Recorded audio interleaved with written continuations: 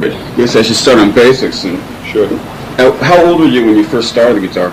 About 11. 11 years old? Yeah. Why did you pick it up originally? Well, I got into music through my father, who was a promoter in Northern Ireland. He used to run these sort of ballroom gigs with show bands and all that sort of thing. And so I used to go along and listen to him, and I just caught the bug very early on, you know. And then one day he came on and he says, "Would you like to learn to play the guitar?" I said, "Oh, I'll try anything once," you know. And that was it, really. So I got into it, and I just took it from there. What do you mean took it from there? Well, I didn't have any sort of formal lessons, but he had a friend who played guitar, and he showed me like the chord of A. That was about it, really, you know, 3-finger chord of A. And I just listened to records and stuff after that, just picked things up. You know. Had you already been listening to pop before that? Yeah, I mean, whatever pop was then, I mean, it was more like, you know, sort of, there weren't a lot of guitarists around then. It was all kind of very vocal orientated stuff, obviously, you know. My dad would bring on these records all the time, Little Richard stuff like, you know, 50s rock and roll stuff. And that's what I used to listen to. When was the first band, actually? First band you got together? I had bands all the time when I was at school. From when I was about 12, you know, I was just forming little bands with people, playing Beatles songs and stuff like everybody else did, you know. I mean, my first pro band wasn't until I was like 16 when I left school. It was Skid Row. That was Skid Row? Yeah. How many bands had been before that? Just countless little... Just little, you know, stupid bands like you had at school. Quite a few. At 16, like, what sort of level were you playing at, though? Were you already burning up a lot of guys around you and attracting attention? Well, yeah, I mean, I've been playing for 5 years then, and I kind of made some headway because I think when I really started to sort of develop was when I got my first decent guitar, and it was like a Telecaster, which I got when I was 15. Because up until then I had really crappy guitars, you know, you couldn't really play them very well because I had an action this high and strings like telegraph poles, you know, and I didn't know that you could play on light gauge strings, you know. So I was learning to play with all these things against me, you know, without realising it. And so when I got a proper guitar, I just took off like a bird. It was dead easy. Was Skid Row your band? Did you perform it, or...? No, it wasn't my band. I joined Skid Row. Phil Lynott. Phil was the singer, but he didn't play bass then, he just sang. And there was a bass player called Bruce Shields and a drummer called Noel Bridgman. And then Phil left the band and we stayed on as a three-piece for a couple of years. He went on to form music. Did he have like very much influence on you when you first started out? Did you really look up to him or look? Phil? Yeah. No, not really, because he wasn't in the band that long. You know, he was only in the band for a few months, and then he wasn't actually very good at singing then. No, because he couldn't sing in the studio. In fact, he got fired from the band because he couldn't sing. He went on to perform. You know, he went on to learn to play, and through learning to play, he got his pitching together and everything. And obviously became, you know, a star, and he actually got his writing together and everything. He was actually influenced by the bass player in the band, who was an older guy called Bruce Shields, and he used to do all the writing, and Phil got a lot of stuff from him.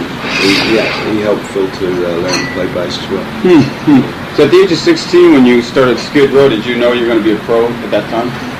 Well, yeah, I mean, that's what I wanted to do. I mean, they were from Dublin, I was from Belfast, and the whole thing came about in a very weird way. Like, I was standing in for this other band, and I met Skid Row in Dublin when I was playing there.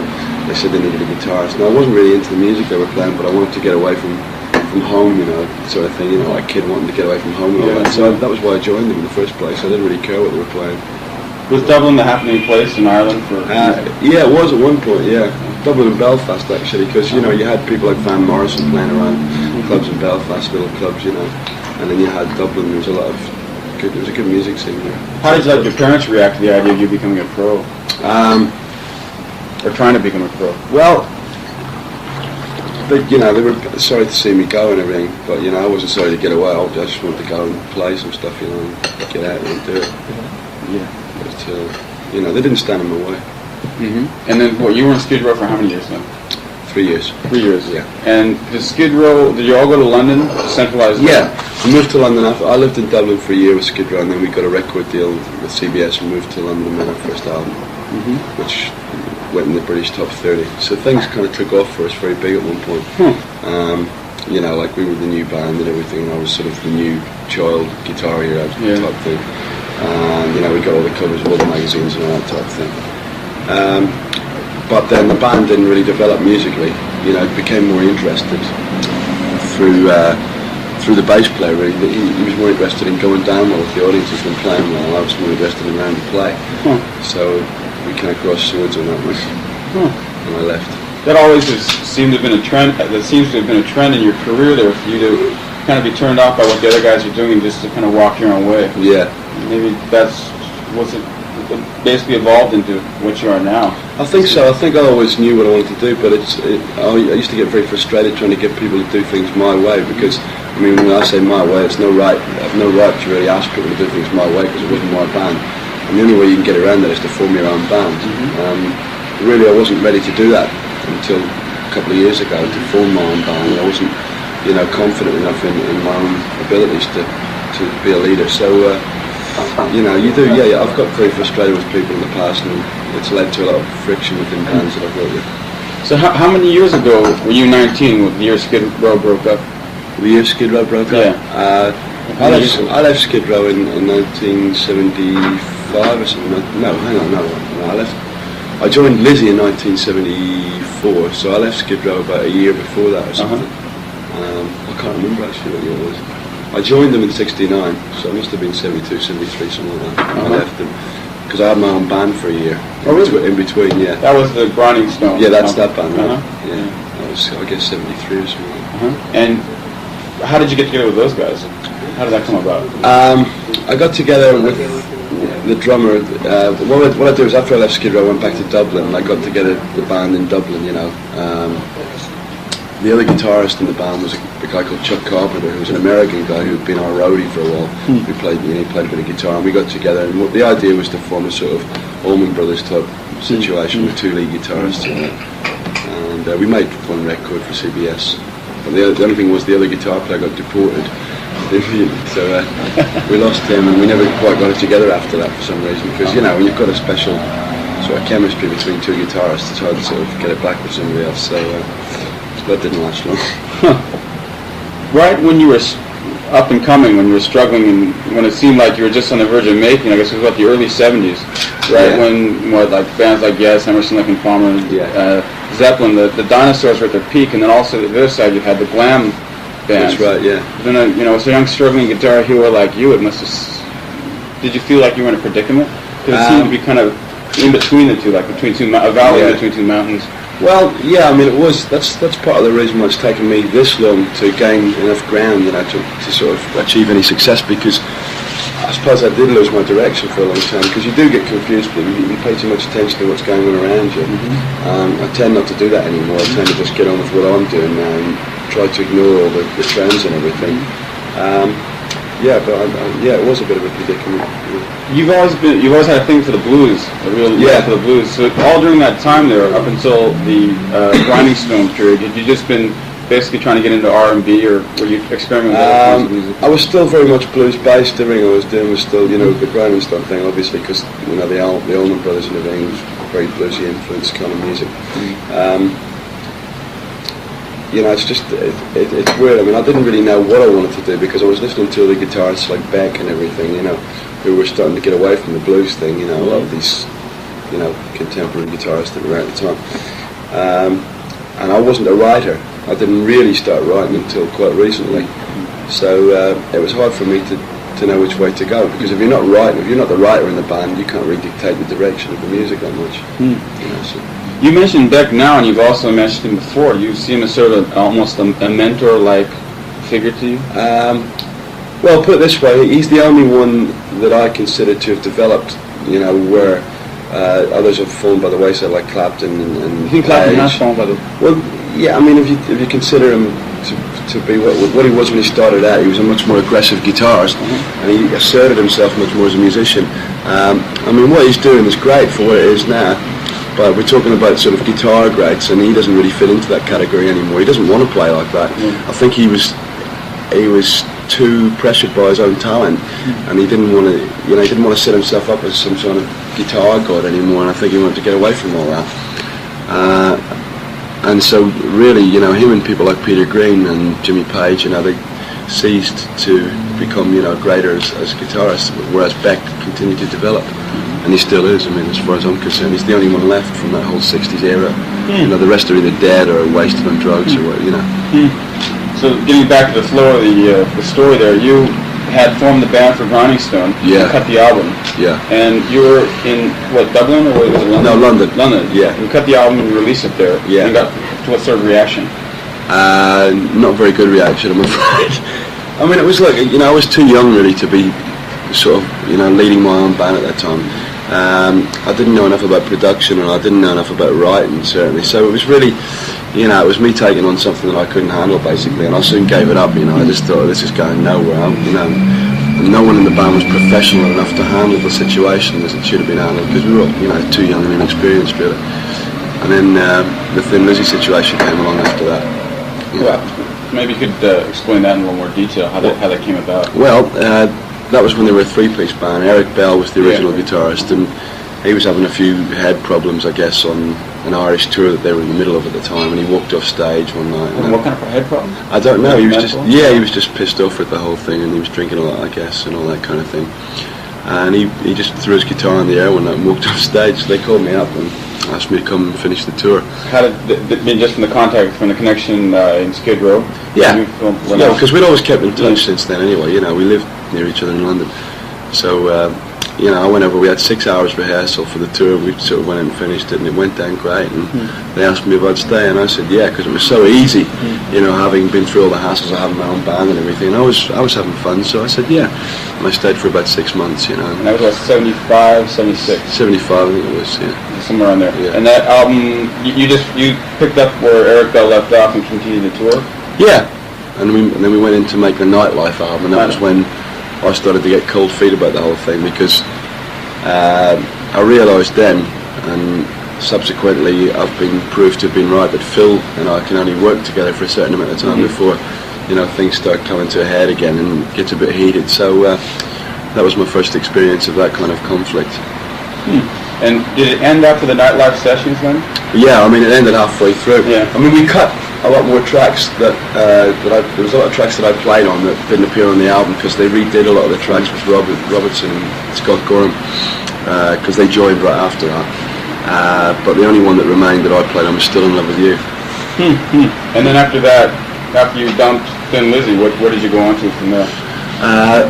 I set about forming Coliseum 2 with John Wiseman, you know, and that took a long time, because we were sort of looking for really great players and everything. You know, we ended up with a band of hopefully very good musicians.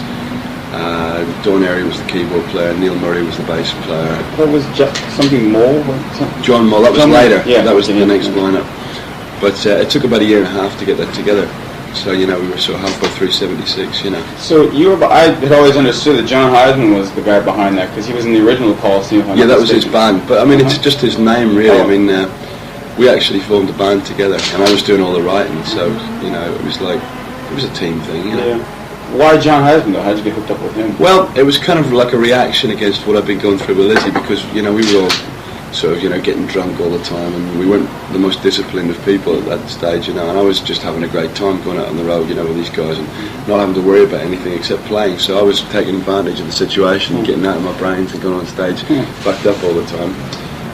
And then I just thought, right, I'm not going to do this anymore, you know, I'm fed up with the whole thing. And so I went totally the other way, and I thought, right, I want to work with people who are very straight, very disciplined, and I want to, you know, present a challenge to myself musically by working with people who are great players and who will stretch me to the limit. So I got in touch with Heisman, and we took it from there. Had you been into that sort of a jazz rock sound up until then? No, I hadn't. I mean, I wasn't particularly at that time into anything. I didn't really know what kind of music we were going to play or anything. We just started writing all these strange songs, you know. Took it from there. Did it ever attain much of a following? I mean, I was listening quite heavily to what is it, Electric Savage. I listened a lot to that album, but the one after that, I guess, the one before that. War Dance. Yeah, War Dance. Yeah. And Strange New Flesh was the one before that. It was the first one. There was a total of 3. Yeah. The first one was like when we had the singer in the band, Mike Starrs. No, I didn't know that at all. Yeah, it was like quite different. What happened with him? Why did he drop out? Well, he was just, you know, the age-old problem of singers, you know, going on stage and making pricks of themselves in front of an audience, you know, not being able to handle it, you know.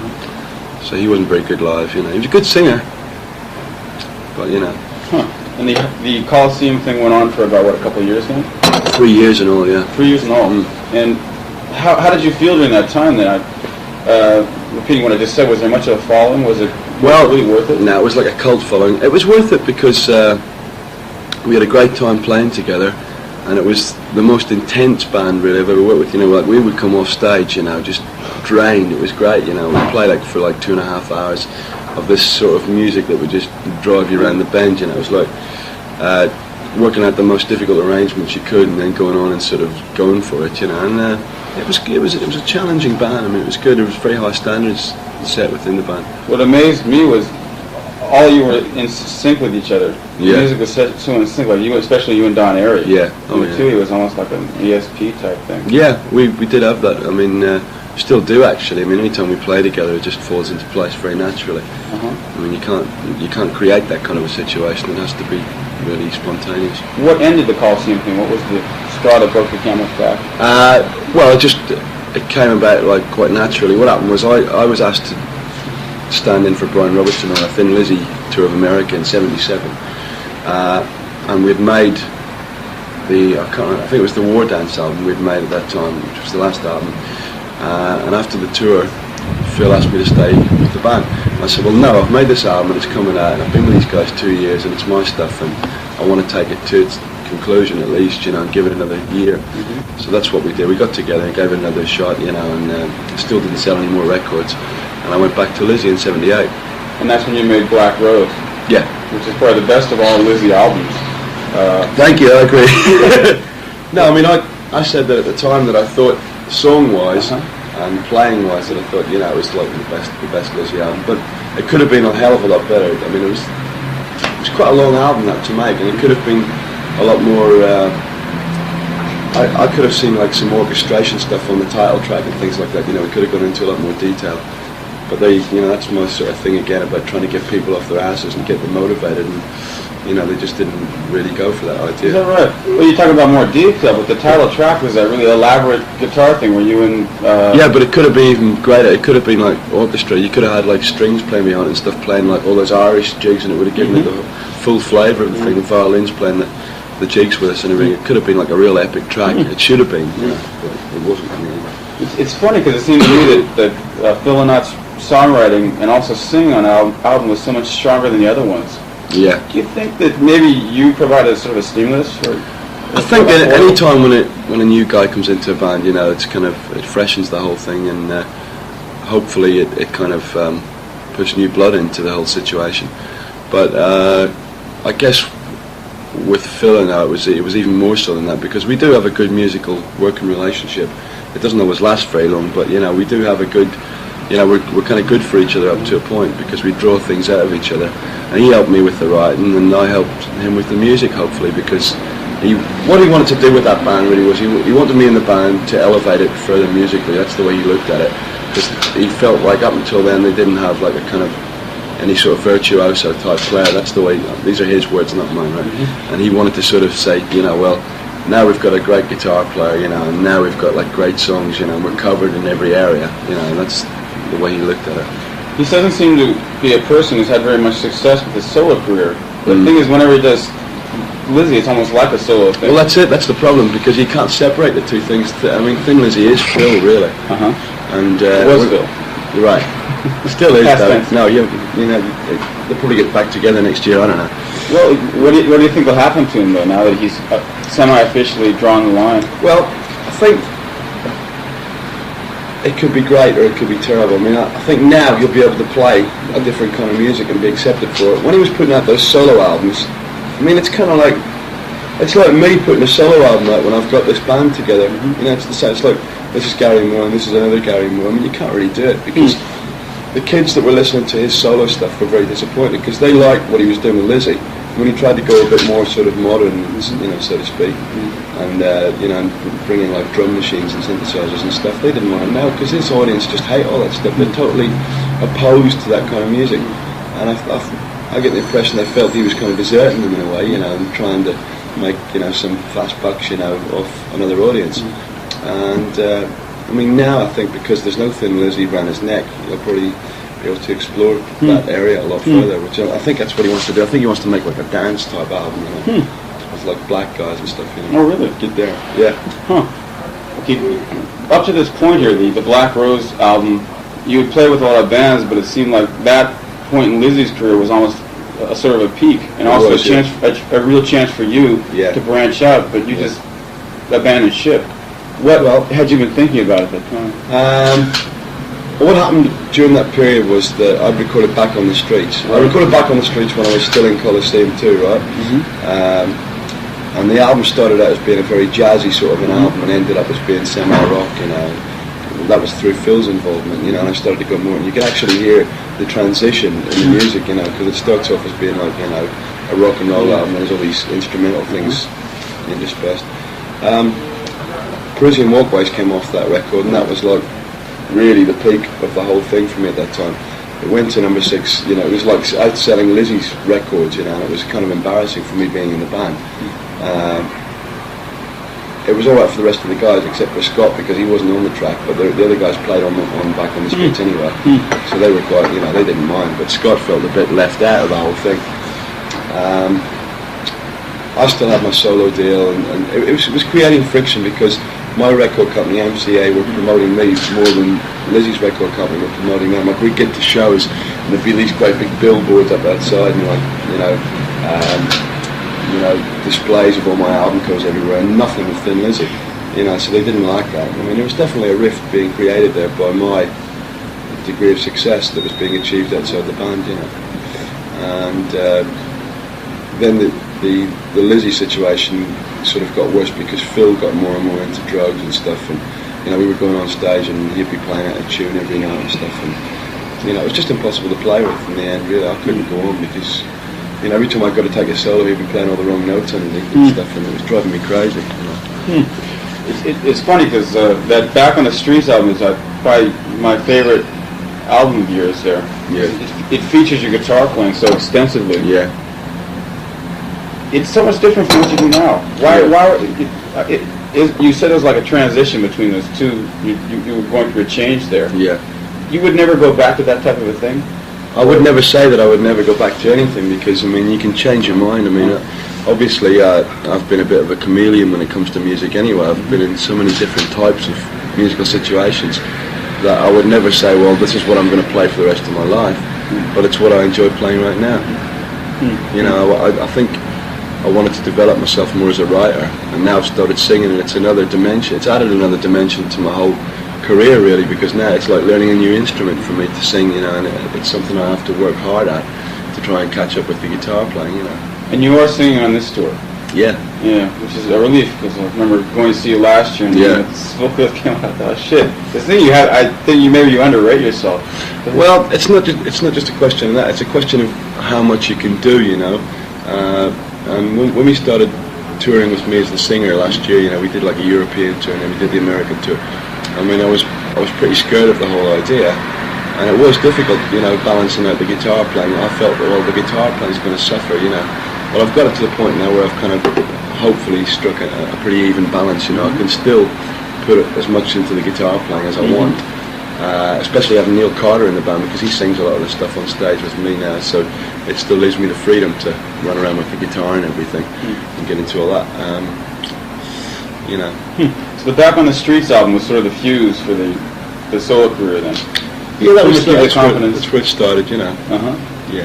And that's getting away from. Let's see, we just finished Lizzy's Black Rose there, and I believe after that you went on to G-Force. That's right. Yeah, I stayed in LA for a year and formed G-Force. Why did you go to LA though? Well, I live with her. No. Well, again, it was different, you know. And what happened was the drummer that was in G-Force, Mark Nassif, had toured with Lizzy when Brian Downey was ill, so we kind of got along well together. And he introduced me to Glenn Hughes, right? Obviously, you know who that is. Sure. So the band was going to be Glenn Hughes, Mark Nassif, and myself. And it was a great band, and we rehearsed for a couple of months, and then Glenn, you know, freaked out a bit, and, you know, couldn't, you know, the guys didn't get along. There was all kinds of shit. But basically, after Glenn went, you know, that was it. I mean, I had an album to make, I had a contract to fulfill, and really what I was doing was making the best of a bad situation, because the band with Glenn would have been 10 times better. I mean, it was great. It it could have been like a new sort of Cream situation, just like three guys, you know, really going for it, and Glenn's voice on top of all that, you know, which was like fabulous, really. And we ended up with like an adequate band, which really wasn't what I was going for at all. We only ever did one tour. We toured with Whitesnake and Died a Death. The same thing, you know, the singer on stage, you know, really embarrassing, falling over all the time, tripping over stuff. Oh wow! It just didn't work out. And nah, it didn't work out. So, didn't sell any records. So that dissolved, and then you got together with the guys who were to form G-Force. Or you were talking about G-Force right there. That was G-Force. That was G-Force from the beginning to the end. Oh, I see. So that wasn't Glenn Hughes falling down the stairs? No. Oh, okay. No, it was a guy called Willie D. And he was the singer on the G-Force album. It was Tony Newton on bass, Martin Asif on drums, Willie D. Where were you basically operating? You were talking about going on a tour with Whitesnake. Where was that was in England. Yeah. But the band was based in LA at that time. And then they wanted to move back to the States, and I wanted to stay in England, and the whole thing just kind of got out of hand again. But we didn't sell any records. We had a really shitty record company, Jet Records. Don't sign to Jet Records, folks. And they're still haunting me to this day. They're still putting out a lot of Gary Moore albums to this day. Yeah, there's been like 5 Gary Moore albums out in the last year in Japan. I almost get the feeling you died or something. Flood the market, you know. So you went back to Britain then? Yeah. And decided to do what? Well, what I did after that was I did the Jet albums that we just spoke of. I recorded those with Tommy Aldridge on drums and various bass players, and Charlie Hume on vocals, the guy who with Nugent. And Jet Records didn't put them out. They said, "Oh, we're not putting this out," and then they just pulled the carpet from underneath my feet, so to speak. Didn't pay us anymore, and you know, I was sort of like sitting around in London wondering what to do with no money and no contact with the record company, because these people at Jet are like that, you know. They just sort of, one day the door just shuts, you know, and you can't get through to anyone on the phone. They do it to everyone. So this one starts you in getting the calls from you just pass it over. Yeah, go ahead and dig in. I'll move this. This is my lunch from yesterday. Got to catch up there. Right. Okay. You were quite prolific then. You were doing a lot of recording there for Jet, who wasn't really willing to put out. Well, that's right. I mean, we did a live album at the Marquee, and then we did the studio album with Nuclear Attack and everything like that. Both of which have been released since. Yeah, because of our success in Japan. Yeah, they've cashed in on that, you know. But unfortunately, they didn't let me finish the album, so they're not mixed properly. And the studio one has like guide vocals on it, unfinished guitar, unfinished mixes, you know. So it's you don't have any legal recourse to that, though? No, they can put out whatever they want. What frightens me now is that they could put it out anywhere where I'm successful. Would you like to offer any official disclaimer here then? Well, I did, yeah. I mean, in all the interviews I did, I said, hey, I've got nothing to do with this. I didn't want it put out. You know. So, because they'll cop all the money for it. I won't get any royalties or anything. So you won't get any royalties at all? No. Well, I would, even if I was still signed to them, I wouldn't get it because they're just crooks, basically. Is that right? Yeah. That's disgusting. What caused you to stop that thing, though? Well, Tommy Aldridge and etc. Jet did. They just stopped paying everybody. Half the people, I mean, the people who played on those albums didn't even get paid the session fees or anything. They didn't pay the studio bill for a year, I believe, maybe longer. The tapes were sitting in the studio. It's just, it's their mode of operation. Well, constantly going in and out of band. Well, not constantly going in and out, but I mean, you never really were in one band for a long period of time. Didn't that prove kind of to be an economic hardship? Not really. I always managed, somehow. Yeah. I never had any money to speak of, but I always seemed to get through. I mean, money's never been my main motivation for doing it anyway. Because I've never sort of wanted things. I've never wanted material things that much. Like cars and all that. I don't drive anyway, so what am I going to spend my money on? Coke. I don't do drugs. So, I mean, really. I've always just done it as I felt it. Even if I thought it was going to be bad economically, I've just gone ahead and done it anyway because I felt it was right for me. And it's usually worked out for the best. So you had dissolved the band there, and you were in Britain. Right, I had nothing going at all. And then Greg Lake's manager called me up one day and asked me to come and do a session for Greg Lake. That was in 1981, I guess. And I went down the studio and did this number for him, and he sort of said, "Oh, where are you going?" No, it wasn't Nuclear Attack. No, it was some terrible song called "Love You Too Much." It was called. Yeah, I Love You Too Much. Yeah, it was good. Well, actually, wasn't that the attempted single off that album? Exactly. Yeah, attempted is the word for it. I mean, all these guys, his management was winding him up and saying what a great single this was going to be, and he got it from Bob Dylan's publisher, so it could be like a Dylan-like composition or some shit like that. And they were really like trying to, you know, make something out of nothing with that song. There was no song, you know, like they were re-recording it and going through it. I mean, I always knew it was terrible anyway, you know, they put it out as a single and sold about 2 copies, you know, cheap cardboard. Well, I talked to him a few months back there, and he said that you pointed him in a pretty hard rock direction. Do you think you had that much influence on what the band was doing, or were you just a hired hand? I think I pointed him in the wrong direction for him. That was the problem. He wanted to become like a rock sort of an act, you know, and really he hasn't got that kind of a voice. And he was trying to be what he wasn't. I mean, what Greg Lake is he's got a great voice for what he does, and he fits right into that kind of Asia type. He's now left Asia, by the way. Oh, is that right? Yeah. I didn't know that. ELP type kind of, you know, that sort of, what do they call it, pump rock, you know, AOR type thing. That's where he's at. He's from that generation of musicians, you know, the King Crimsons and these guys that are, you know, it's just a totally different ball game, and that's what he should do, because that's what he's best at. He's not an AC/DC type singer, and he was trying to go in this kind of heavy, so-called heavy metal direction, but he was treating the music the same way that he would have treated like Emerson, Lake and Palmer. He was analysing it so much, you know, that it was taking all this sort of spontaneity out of it, you know. So it's a contradictory way of trying to perform that music, because it's not to be analysed, it's to be enjoyed. Oh, you talk very much in the third person, like you weren't working with him very closely. No, I mean, I was working with him closely because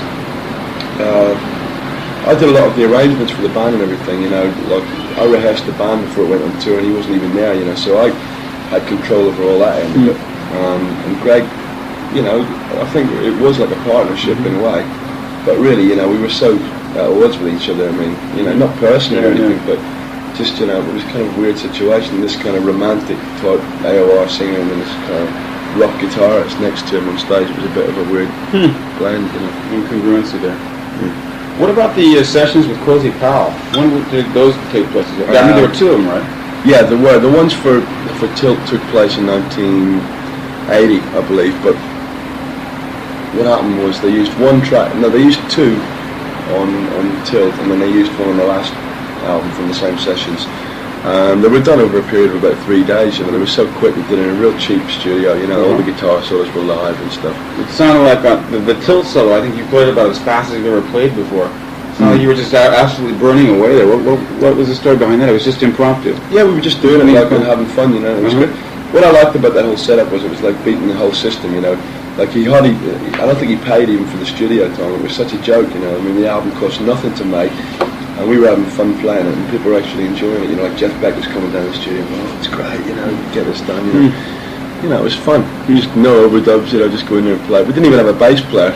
You know, Don Airy was playing the bass on a Moog, and I said to Cozy, let's rent the bass and I'll play bass. He said, nah, fuck it, I ain't paying for that, you know, forget it. It was a joke, really. Well, actually, those albums did surprisingly well, though. I mean, at that time, he was selling it. He could sell like 100,000 albums, no problem, you know, and probably make quite a bit of money because, as I said, they weren't costing anything.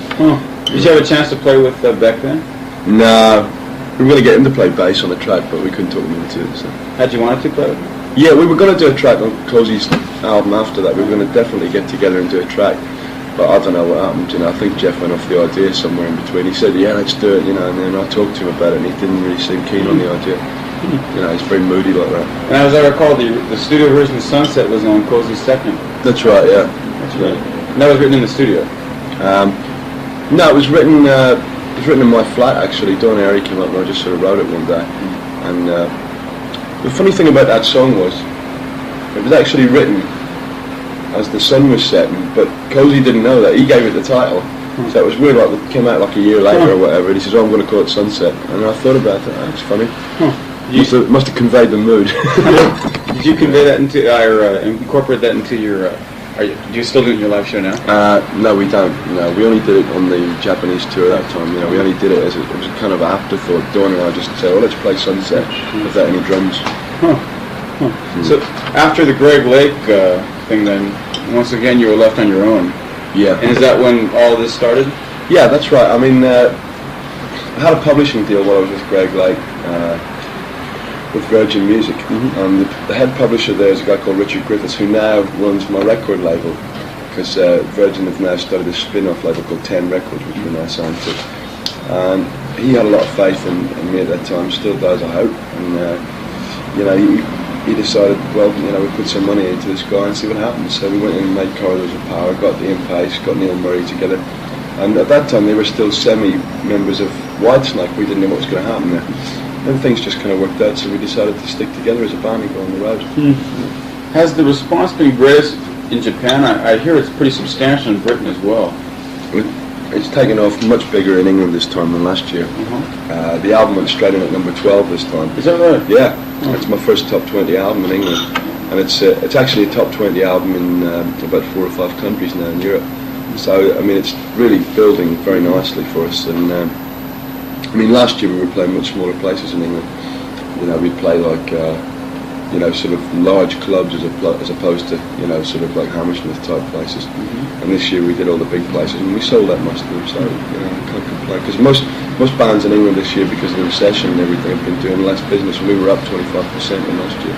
So you know, it's encouraging.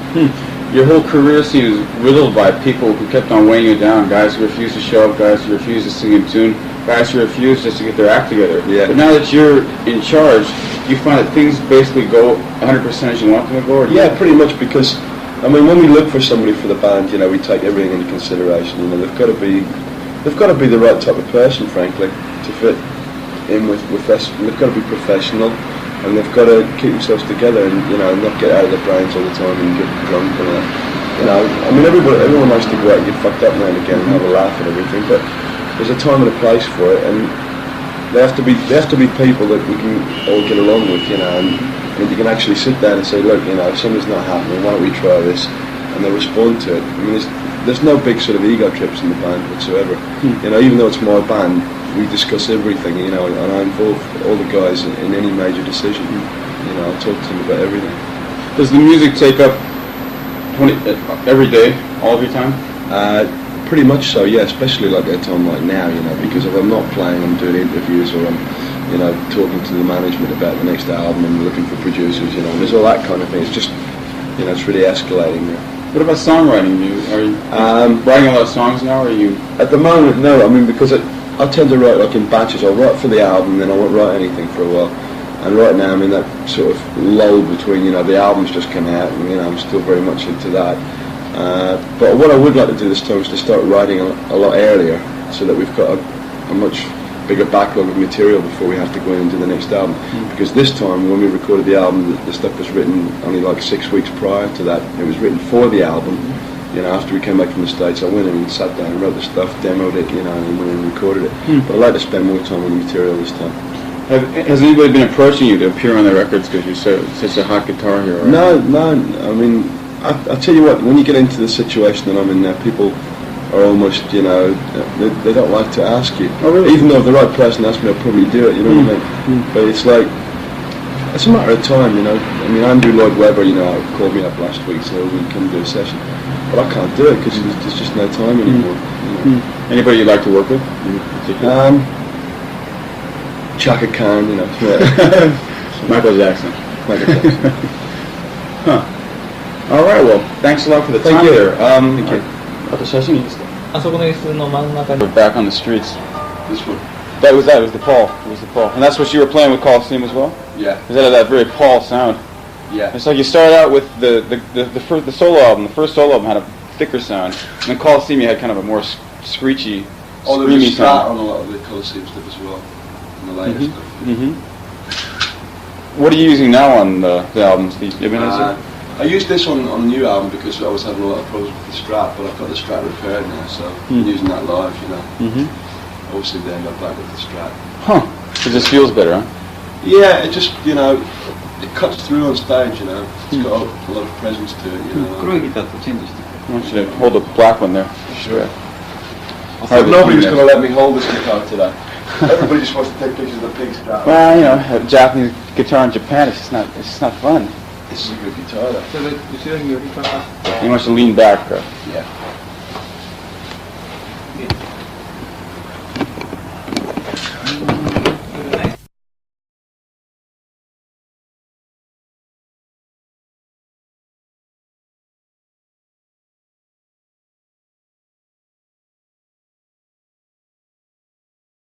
Phil got a lot of stuff from him. He helped Phil to learn to play bass as well. So at the age of 16, when you started Skid Row, did you know you were going to be a pro at that time? Well, yeah, I mean, that's what I wanted to do. I mean, they were from Dublin, I was from Belfast, and the whole thing came about in a very weird way. Like, I was standing in for this other band, I met Skid Row in Dublin when I was playing there, and they said they needed a guitarist. Now, I wasn't really into the music they were playing, but I wanted to get away from home, you know, sort of thing, you know, like a kid wanting to get away from home and all that. So that was why I joined them in the first place. I didn't really care what they were playing. Was Dublin the happening place in Ireland for? Yeah, it was at one point. Yeah, Dublin and Belfast actually, because you know you had people like Van Morrison playing around clubs in Belfast, little clubs, you know, and then you had Dublin. There was a lot of good. There was a good music scene there. I guess I should start on basics. And Sure. How old were you when you first started the guitar? About 11. 11 years old? Yeah. Why did you pick it up originally? Well, I got into music through my father, who was a promoter in Northern Ireland. He used to run these sort of ballroom gigs with show bands and all that sort of thing. And so I used to go along and listen to him, and I just caught the bug very early on, you know. And then one day he came on and he says, "Would you like to learn to play the guitar?" I said, "Oh, I'll try anything else," you know. And that was it, really. So I got into it, and I just took it from there. What do you mean took it from there? Well, I didn't have any sort of formal lessons, but he had a friend who played guitar, and he showed me like the chord of A. That was about it, really, you know, 3-finger chord of A. And I just listened to records and stuff like that. Didn't Phil or not? Phil was the singer, but he didn't right. play bass then, he just sang. Uh-huh. And there was a bass player called Bruce Shields and a drummer called Noel Bridgman. And then Phil left the band and we stayed on as a three-piece for a couple of years. He went on for music. Did he have like very much influence on you when you first started out? Did you really look up to him or look? Phil? Yeah. No, not really, because he wasn't in the band that long. You know, he was only in the band for a few months, and then he wasn't actually very good at singing. Really? No, because he couldn't sing in the studio. In fact, he got fired from the band because he couldn't sing. And he went on to perform. You know, he went on to learn to play, and through learning to play, he got his pitching together and everything. And obviously became, you know, a star, and he actually got his writing together and everything. He was actually influenced by the bass player in the band, who was an older guy called Bruce Shields. And he used to do all the writing to like just pick things up. You know. Had you already been listening to pop before that? Yeah, I mean, whatever pop was then. I mean, it was more like, you know, sort of. There weren't a lot of guitarists around then. It was all kind of very vocal orientated stuff, obviously. You know, my dad would bring on these records all the time, Little Richard stuff like you know, 50s rock and roll stuff. And that's what I used to listen to. When was the first band actually? First band you got together? I had bands all the time when I was at school. From when I was about 12, you know, I was just forming little bands with people and playing Beatles songs and stuff like everybody else did, you know. I mean, my first pro band wasn't until I was like 16 when I left school. It was Skid Row. That was Skid Row? Yeah. How many bands had been before that? Just countless little... Just little, you know, stupid bands like you had at school. Quite a few. At 16, like what sort of level were you playing at though? Were you already burning up a lot of guys around you and attracting attention? Well, yeah, I mean, I've been playing for 5 years then, and I kind of made some headway because I think when I really started to sort of develop was when I got my first decent guitar, and that was like a Telecaster, which I got when I was 15. Because up until then I had really crappy guitars, you know, you couldn't really play them very well because I had an action this high and strings like telegraph poles, you know, and I didn't know that you could play on light gauge strings, you know. So I was learning to play with all these things against me, you know, without realising it. And so when I got a proper guitar, I just took off like a bird. It was dead easy. Was Skid Row your band? Did you perform it or? No, it wasn't my band. I joined Skid Row.